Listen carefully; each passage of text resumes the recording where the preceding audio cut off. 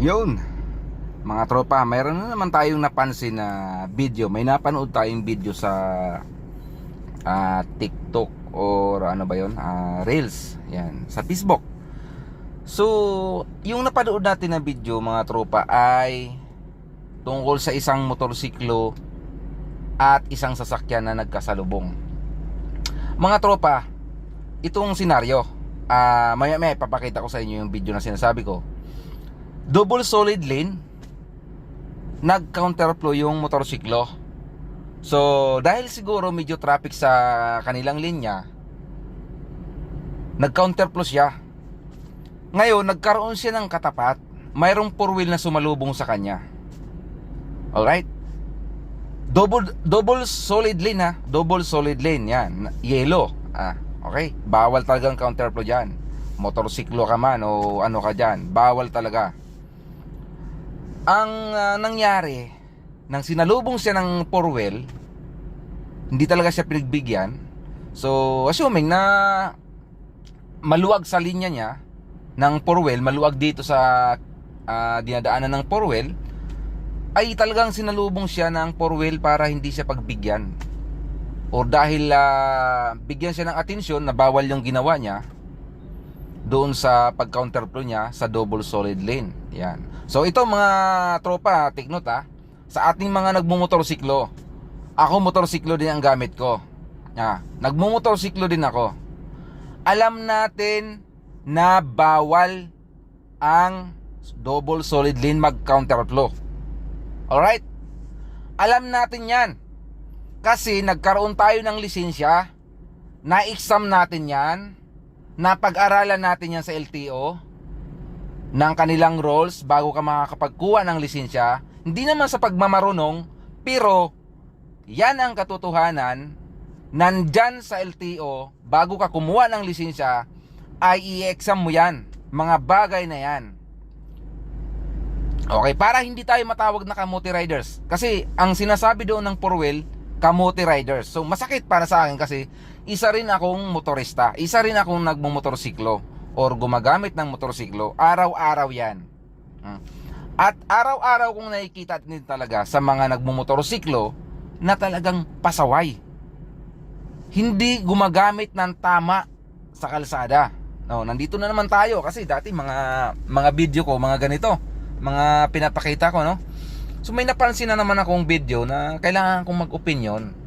So para awareness na rin sa ating kasamahan or kababayan na mga naggumagamit ng motorsiklo na mali po talaga na mag-counterflow sa double solid lane. Okay? Assuming na traffic yung linya mo, wag mong kakainin yung kabilang linya dahil sa traffic. Hindi katwiran yun. Dahil lang sa traffic yung dinadaanan mo,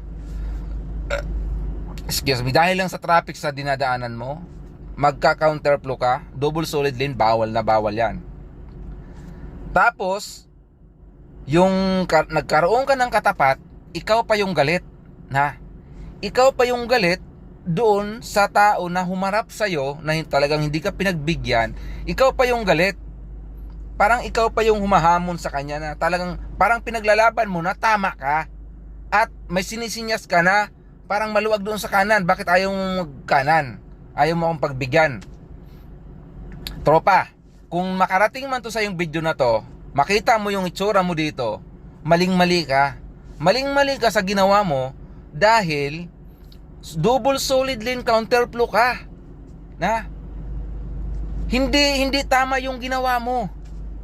Yung ibang motorsiklo, nakikita ka, napapailing. Yung iba naman, mukhang galit din sa four wheel, nagmumotorsiklo, siguro isa ring kamote na katulad mo, na alam mo naman bawal, ay ginagawa mo pa.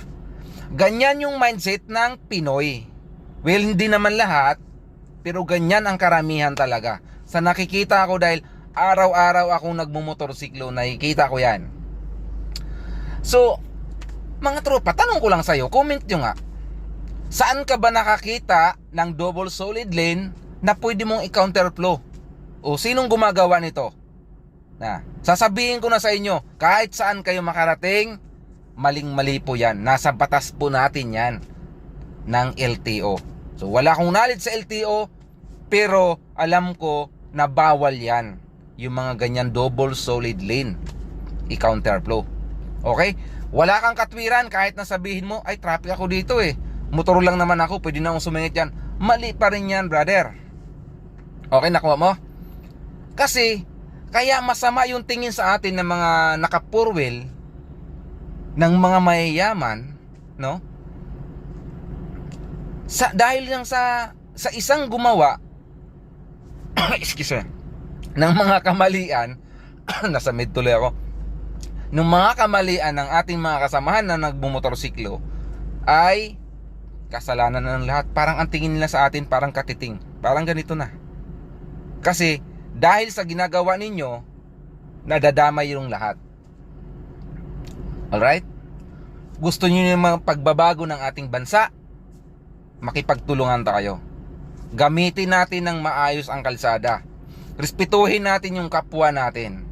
Respetuhin natin lahat na gumagamit ng kalsada. Okay? Mapabisikleta man yan, o kung ano man yan na dumadaan dyan, respetuhin natin. Alright? Yun lang ang masasabi ko, mga tropa. Ito yung video na to, panoorin nyo. Kamore gang. Kamore. Kamore rider. Yan, di ba? Makikita mo siya, yung kanyang parang pinapahiwatig niya sa video na yan, yan, na parang nasa tama siya. Parang tama yung ginagawa niya. Kamore rider. Di ba? Tingin niya sa sarili niya, tama yung ginagawa niya. Brother, kung napapanood mo tong video na to, makarating sa'yo, mag-isip-isip ka kung sa tingin mo tama yung ginagawa mo. Okay? Nadadamay yung mga ibang motorista katulad nyo nasa likod mo, na dumadaan yung nasa likod mo na yan, yan, napapatingin sa'yo. Yung iba naman, mukhang masama ang tingin sa four wheel na sumalubong sa'yo, sa kanya. Yan, yung iba, siguro naisip din nila na, ay, mali nga talaga yung ginagawa natin, kaya hindi tayo pwedeng dumaan dyan, mag-counterflow dyan. So tropa, please lang, wag mong gagawin talaga yan, kasi buhay mo nakataya dyan.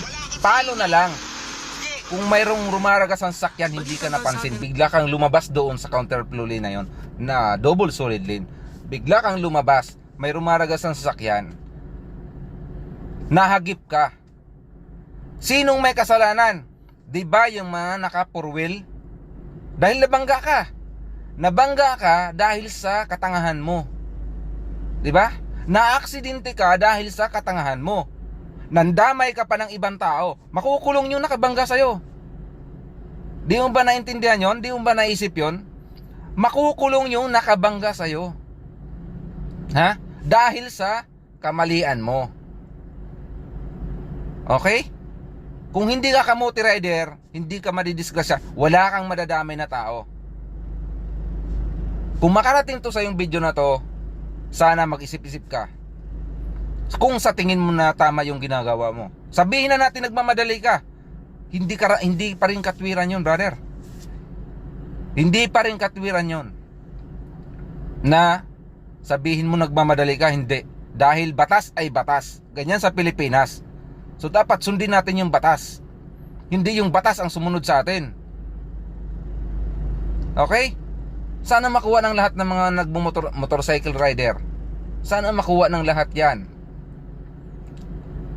na talagang pag mali ay mali.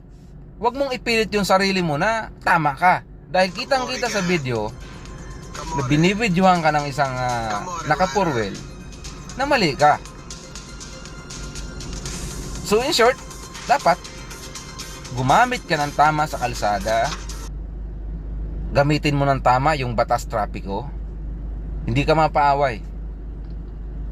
Kasi kung minsan yung iba kasi mayroong ka talagang katapat, mayroong tumatapat sa'yo, hindi man ngayon, sa susunod.